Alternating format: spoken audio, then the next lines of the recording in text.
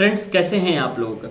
उम्मीद है आप लोग सब कोई बहुत बढ़िया होंगे। और आज के इस वीडियो के माध्यम से मैं आपको यह बताने वाला हूं कि आपको कम्युनिकेशन स्किल की तैयारी किस तरीके से करनी चाहिए, ताकि आप लोगों के जो नंबर है पॉलिटेक्निक में वो 50 में 45 नंबर से ज़्यादा आ जाए। बिल्कुल सही स्ट्रेटजी बताने वाले हैं आप लोग को कम्युनिकेशन स्किल की तैयारी के लिए। मैं इस हिसाब से आपको बताऊंगा कि उसी अकॉर्डिंग से आप लोगों का पेपर आएगा, जिससे कि आप लोगों को पेपर देने में कोई तकलीफ नहीं होगी। ठीक है, मैं आपको बता देता हूं कि अप्लाइड केमिस्ट्री, अप्लाइड फिजिक्स और मैथमेटिक्स, ये जो तीनों सब्जेक्ट होते हैं, इन सभी सब्जेक्ट में स्टूडेंट्स इतना बिजी हो जाते हैं कि जो अनदर कॉमन सब्जेक्ट होता है कम्युनिकेशन स्किल, उस पर स्टूडेंट्स ज़्यादा ध्यान नहीं दे पाते।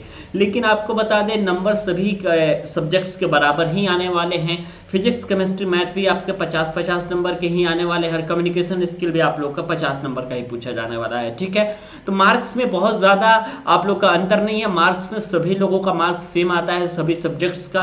तो इस तरीके से कम्युनिकेशन स्किल की तैयारी आपको किस तरीके से करनी है, आप यह भी देख रहे होंगे कि फिजिक्स, केमिस्ट्री, मैथमेटिक्स की तो क्लासेस रेगुलर चल ही रही हैं, लेकिन कम्युनिकेशन स्किल की जो क्लास है बीच बीच में कभी गैप हो जाती है। तो एक सही स्ट्रेटजी आप लोगों को जानना जरूरी होता है, जिससे कि आप लोगों को कम्युनिकेशन स्किल की तैयारी करने में किसी प्रकार की प्रॉब्लम का सामना न करना पड़े। ठीक है, चलिए देखिए, हम सबसे पहली बात बताते हैं। जो पहला चैप्टर आप लोग का कम्युनिकेशन का है, ठीक है, वहां से 2-3 फिक्स क्वेश्चन आप लोगों को पूछे जाते हैं। ठीक है, जैसे कि कम्युनिकेशन किसे कहते हैं और कम्युनिकेशन की आवश्यकता क्यों होती है, कम्युनिकेशन क्या है। देखिए, क्वेश्चन एक ही पूछा जाएगा। क्वेश्चन के पूछने का उद्देश्य सिर्फ यही रहेगा कि कम्युनिकेशन का डेफिनेशन और कम्युनिकेशन हमारे लिए क्यों आवश्यक है, यह आपसे उत्तर में लिखवाया जाए।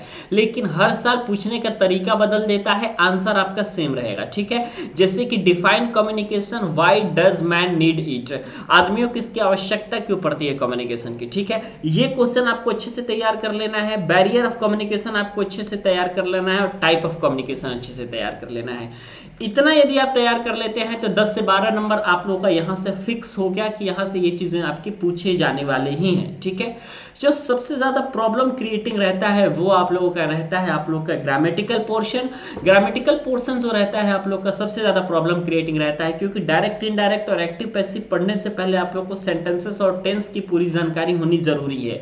तो यदि टेंस के सारे रूल और एक्टिव पैसिव के लिए सेंटेंसेस के सारे टाइप आपको पता नहीं है तो आपको थोड़ा प्रॉब्लम होती है। ठीक है, तो इतना तो आप लोग को कर लिए। ठीक है, इसके अलावा जो आप लोग के पास जो ज्यादा पूछे जाने वाले क्वेश्चन रहते हैं वो आपके रहते हैं कुछ इस तरीके से कि बैरियर ऑफ कम्युनिकेशन और कम्युनिकेशन टाइप्स। ठीक है, इसके अलावा यदि आप टेंस पढ़ लेते हैं, ठीक है, नॉर्मल आप यदि एक टेंस पढ़ लेंगे तो डायरेक्ट, इनडायरेक्ट और एक्टिव पैसिव आप लोग का कवर हो जाएगा। ठीक है, यह चीजें आप लोगों की पूछी जाती हैं 8 नंबर में। ठीक है, 8 नंबर में पूछी जाती हैं आप लोगों की डायरेक्ट, 4 नंबर में डायरेक्ट इनडायरेक्ट पूछा जाएगा और 4 नंबर में आपका एक्टिव पैसिव पूछा जाएगा। ठीक है, लेकिन यदि डायरेक्ट, इनडायरेक्ट और एक्टिव पैसेज आपको नहीं भी आता है तो भी कोई बात नहीं है आप लोगों को। और जो आप लोग का गेनिंग है, गेन और आप लोग किस में नंबर कर सकते हैं, नंबर गेन करने के लिए एक आपके पास ऑप्शन रहता है जिसमें वर्ब चूज करने के लिए देता है, वो काफी आसान आपसे पूछा जाता है। या फिर नाउन या प्रोनाउन कोई भी चूज करने के लिए दे देगा, फिल इन द ब्लैंक्स का, जिसमें प्रत्येक के लिए 1 नंबर आप लोग का निर्धारित रहेगा। ठीक है, तो वो आप लोग का चांस ज्यादा रहता है, वो थोड़ा नंबर गेनिंग भी होता है। ठीक है, इसके अलावा पार्ट ऑफ स्पीच, चूंकि तो 7 या 8 आप लोग को पार्ट ऑफ स्पीच जो नाउन से लेकर के इंटरजेक्शन तक जो होते हैं उनमें सिर्फ सिलेबस में 2 या 3 ही पार्ट ऑफ स्पीच पढ़ना है। तो तीनों का यदि आप डेफिनेशन याद कर लेंगे तो एक क्वेश्चन यह भी फिक्स रहता है आप लोगों का कि पार्ट ऑफ स्पीच का डेफिनेशन। ठीक है, यहां तक क्वेश्चन फिक्स है। अभी तक जो हमने बताए 22 से 24 नंबर के प्रश्न, ये आपके प्रत्येक साल पूछे जाएंगे। इसमें किसी प्रकार की प्रॉब्लम वाली बात नहीं है, ये पूछे ही जाएंगे, इसमें क्वेश्चन चेंजिंग नहीं होगा। इसके अलावा जो 5 नंबर का क्वेश्चन रहता है जिसमें से आप लोगों को यह पूछा जाता है, एक बड़ा सा पैसेज दे दिया जाता है। ठीक है, तो पैसेज की आपको कंटिन्यूअस प्रैक्टिस करनी पड़ेगी।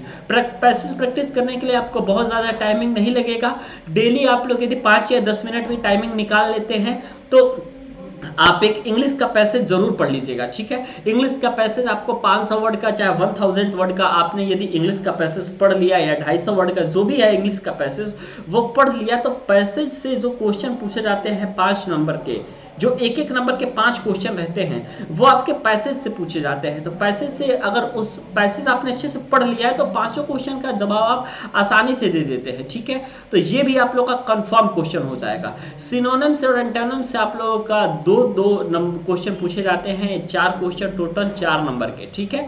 इसके अलावा एक आप लोगों के पास क्या किया जाता है कि एक फिगर दे दिया जाता है, ठीक है।